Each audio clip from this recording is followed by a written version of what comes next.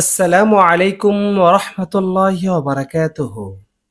প্রিয় দর্শক শ্রোতা, আশা করি আল্লাহ পাকের অশেষ মেহেরবানিতে আপনারা সকলে ভালো আছেন। প্রত্যেক নেক আমলের নির্ধারিত সওয়াব ও প্রতিদান রয়েছে, যার মাধ্যমে আল্লাহ তাআলা আমলকারীকে পুরস্কৃত করবেন। কিন্তু রোজার বিষয়টি সম্পূর্ণ আলাদা, কারণ রোজার বিষয়ে আছে আল্লাহ তাআলার পক্ষ থেকে এক অনন্য ঘোষণা। হযরত আবু হুরায়রা রাদিয়াল্লাহু তাআলা আনহু থেকে বর্ণিত, রাসূলুল্লাহ সাল্লাল্লাহু আলাইহি ওয়াসাল্লাম ইরশাদ করেছেন, মানুষের প্রত্যেক আমলের প্রতিদান বৃদ্ধি করা হয়।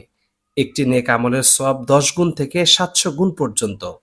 আল্লাহ তাআলা ইরশাদ করেন, কিন্তু রোজা আলাদা, কেননা তা একমাত্র আমার জন্য এবং আমি নিজেই এর বিনিময় প্রদান করব। বান্দা একমাত্র আমার জন্য নিজের প্রবৃত্তিকে নিয়ন্ত্রণ করেছে এবং পানাহার পরিত্যাগ করেছে।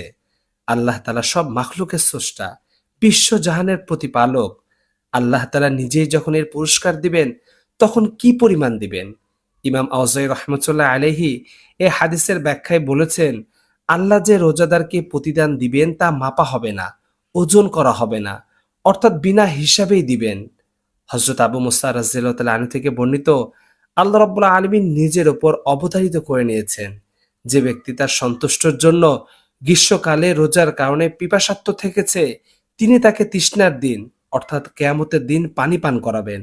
হযরত হুযায়ফা রাদিয়াল্লাহু তাআলা আনহু বলেন, আমি আল্লাহর নবী সাল্লাল্লাহু আলাইহি সাল্লামকে আমার বুকের সাথে মিলিয়ে নিলাম। তারপর তিনি বললেন, যে ব্যক্তি লা ইলাহা ইল্লাল্লাহ বলে মৃত্যুবরণ করবে, সে জান্নাতে প্রবেশ করবে। যে ব্যক্তি আল্লাহ তাআলার সন্তুষ্ট কামনায় একদিন রোজা রাখবে, পরে তার মৃত্যু হলে সে জান্নাতে প্রবেশ করবে। যে ব্যক্তি আল্লাহর সন্তুষ্টের উদ্দেশ্যে কোনো দান সৎকার করে, তারপর তার মৃত্যু হয়, সে জান্নাতে প্রবেশ করবে। হযরত সাহাল ইবনে সাদ রাদিয়াল্লাহু তাআলা আনহু থেকে বর্ণিত, নবী সাল্লাল্লাহু আলাইহি সাল্লাম ইরশাদ করেছেন, জান্নাতে একটি দরজা আছে যার নাম রায়্যান। কিয়ামতের দিন এই দরজা দিয়ে কেবল রোজাদার ব্যক্তিরাই প্রবেশ করবে, অন্য কেউ প্রবেশ করতে পারবে না। ঘোষণা করা হবে, কোথায় সে সৌভাগ্যবান রোজাদারগণ? তখন তারা উঠে দাঁড়াবে, তারা ব্যতীত কেউ এই দরজা দিয়ে প্রবেশ করতে পারবে না। তারপর রোজাদারগণ যখন প্রবেশ করবে, তখন তা বন্ধ করে দেয়া হবে, ফলে কেউ ওই দরজা দিয়ে প্রবেশ করতে পারবে না। হযরত জাবির রাদিয়াল্লাহু তাআলা আনহু থেকে বর্ণিত, রাসূলুল্লাহ সাল্লাল্লাহু আলাইহি সাল্লাম বলেছেন, আমাদের মহান রব ইরশাদ করেছেন, রোজা হলো ঢাল, বান্দা এর দ্বারা নিজেকে জাহান্নামের আগুন থেকে রক্ষা করবে। আল্লাহ তাআলা বলেন, রোজা আমার জন্য, আর আমি এর পুরস্কার দিব। আল্লাহ তাআলা আমাদের সবাইকে রোজা রাখার তৌফিক দান করুন। আমিন।